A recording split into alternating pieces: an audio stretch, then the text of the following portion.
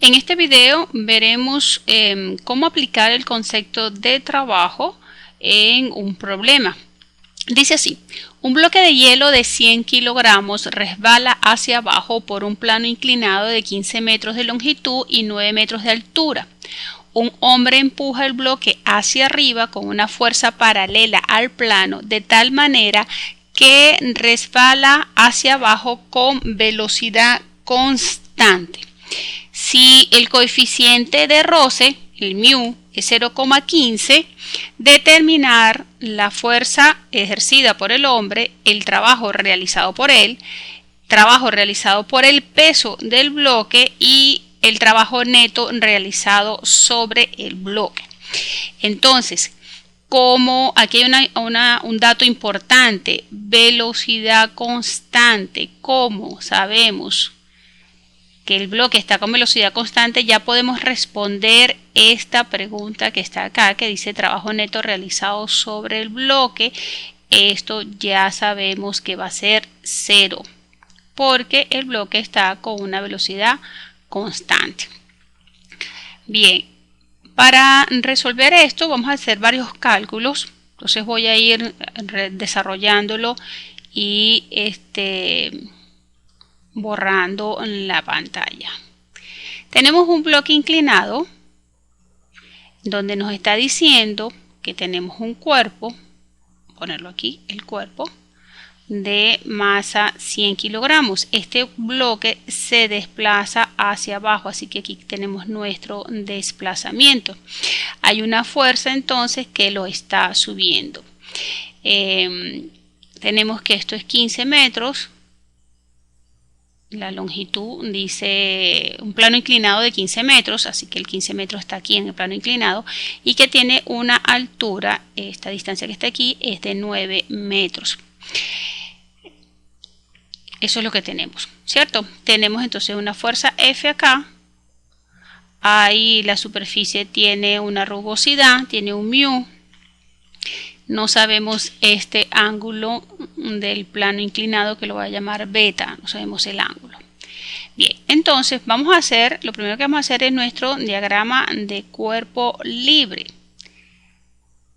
Porque como nos están pidiendo la fuerza, nos determine la fuerza ejercida por el hombre. Entonces tenemos aquí nuestro eje Y, aquí tenemos nuestro eje X y como el cuerpo se está desplazando hacia abajo, nuestro eje positivo va a estar en el sentido en que se desplaza el cuerpo. Entonces, dibujando nuestras fuerzas, vamos a cambiar de color. Vamos a tener aquí el peso del cuerpo que nos genera dos componentes. Una componente en el eje Y, que va a ser PY, y una componente en el eje X, PX.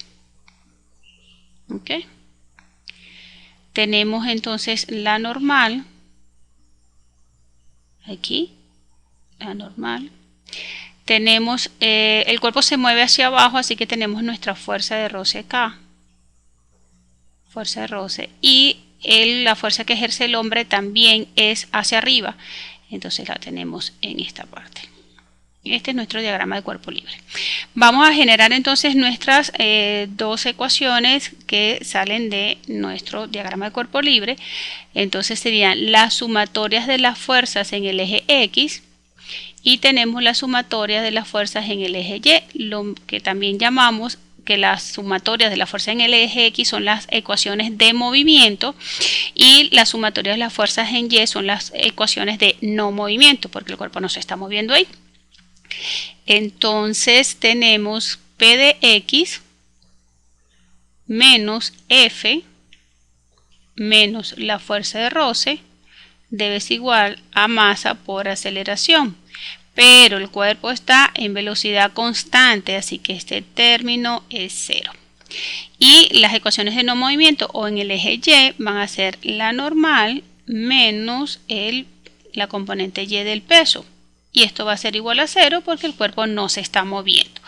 Esto lo que nos genera, esta ecuación lo que nos genera es que la normal va a ser igual a la componente Y del peso.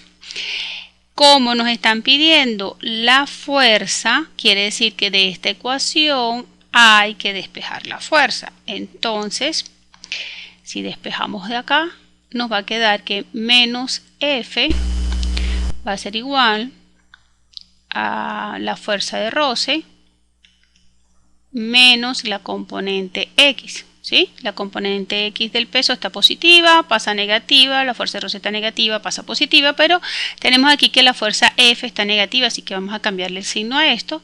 Nos va a quedar que F es igual a la componente X. Está negativa, pasa a positiva, entonces le voy a escribir adelante para que quede más bonita la ecuación. Aquí está positiva y esto lo voy a restar. ¿Bien? Eso significa entonces que necesitamos encontrar cuánto vale la componente X del peso y cuánto vale la fuerza de roce. La fuerza de roce, recordemos que la fuerza de roce es igual a mu, que lo tenemos, es 0,15 por la normal. Pero la normal aquí es igual a P de Y, el peso, la componente Y del peso, así que tenemos que encontrar la componente Y del peso, ¿sí? Y P de X, bueno, la componente X del peso también la tenemos que encontrar, vamos a buscarlo entonces por aquí. La componente, aquí es importante algo, necesitamos saber cuál es el ángulo del peso aquí. Este ángulo beta, que es del plano inclinado, es este ángulo aquí, esto es beta, ¿sí? Recuerden que las componentes P de X se consigue como el módulo o cuánto vale el peso por el coseno de la dirección, voy a usar la otra letra griega. Y P de Y va a ser el peso por el seno de la dirección del vector. Recordemos que la dirección del vector, ponerlo aquí en azulito, siempre es, si esto es un plano cartesiano normal, en donde el eje X positivo está siempre hacia la derecha, sería que nuestra dirección del vector sería este ángulo. Entonces hay que encontrar ese ángulo para utilizar estas ecuaciones que están aquí. Si ya ustedes tienen conocimiento de trigonometría, pues pueden utilizarlo desde otro punto de vista. Pero para utilizar estas ecuaciones que están aquí, donde la componente X está asociada con el coseno y el componente Y está asociada con el seno, necesito saber la dirección del vector, que siempre se mide desde el eje X positivo hasta el vector. Ojo, yo estoy diciendo aquí que mi eje X positivo es este porque el cuerpo se está moviendo hacia abajo, pero en un plano cartesiano tradicional, el eje positivo siempre está a la derecha. Ok, entonces tenemos que encontrar este ángulo. No tenemos beta, entonces necesitamos aquí unos conceptos de trigonometría. Voy a hacer un paréntesis para explicar estos conceptos de trigonometría para aquellas personas que en este momento no lo dominan. Porque nos están dando un triángulo donde esta es la hipotenusa, este es el cateto opuesto y este es el cateto adyacente, si este es el ángulo, ¿sí? Entonces, hay unas funciones trigonométricas que son el seno del ángulo, el coseno del ángulo y la tangente del ángulo. Estas son las funciones trigonométricas principales. Entonces, el seno de ángulo se define como el cateto opuesto sobre la hipotenusa. El coseno se define el cateto adyacente sobre la hipotenusa y la tangente es seno sobre coseno, es decir, cateto opuesto sobre cateto adyacente. Con estas funciones podemos determinar alguno de estos tres elementos, es decir, el cateto o la hipotenusa o el ángulo. En este caso nos están dando el cateto opuesto, que vale 9 metros, y la hipotenusa, que vale 15 metros. Entonces, ¿cuál función debería utilizar? ¿El seno, el coseno o la tangente? El coseno, porque tengo el cateto opuesto 9 y la hipotenusa 15. ¿Para determinar qué cosa? Si aquí tengo tres variables, ¿qué debería determinar? El ángulo. Entonces, para determinar el ángulo,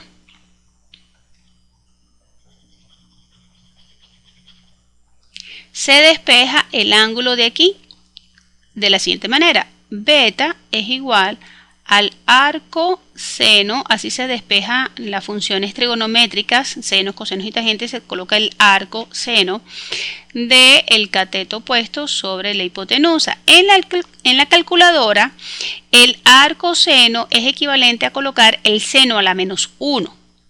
Entonces, si yo tengo el arco seno, voy a calcular el ángulo, el arco seno de 9 sobre 15, porque es los datos que nos dan, nos está dando que beta es 36,87 grados.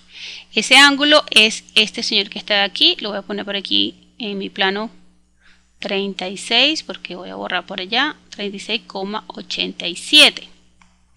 Quiere decir entonces que la dirección, ese es este señor que está aquí, mire, eso es este ángulo en mi diagrama de fuerza, esto es 36,87.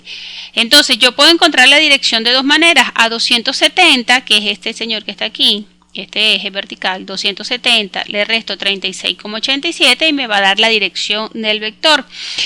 O a 90 grados, que es este cuadrante, a 90 grados le resto 36,87 grados y me va a dar este ángulo que está aquí, que es 53,15. Yo lo voy a hacer de esta forma porque después me va a hacer falta este 53,15. Entonces, a 180 grados, que es este señor que está aquí, a 180 grados le sumo 53,13 grados y eso me da entonces la dirección del vector P. La dirección del vector P es 233,13 grados. Podemos entonces calcular ahora cada componente, pero nos falta ahora el peso.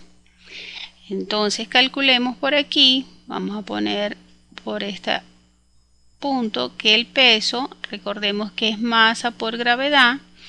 Entonces el peso es 100 kilogramos, que es la masa del bloque de hielo, vamos a utilizar la gravedad 9,8 metros sobre segundo al cuadrado. Entonces el peso es 980 newton. ¿Sí?